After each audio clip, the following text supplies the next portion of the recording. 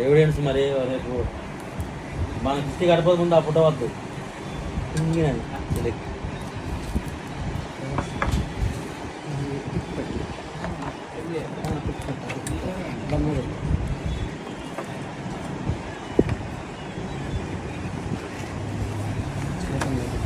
ఇలా పట్టుకుని జరిగేది కానీ ఓపెన్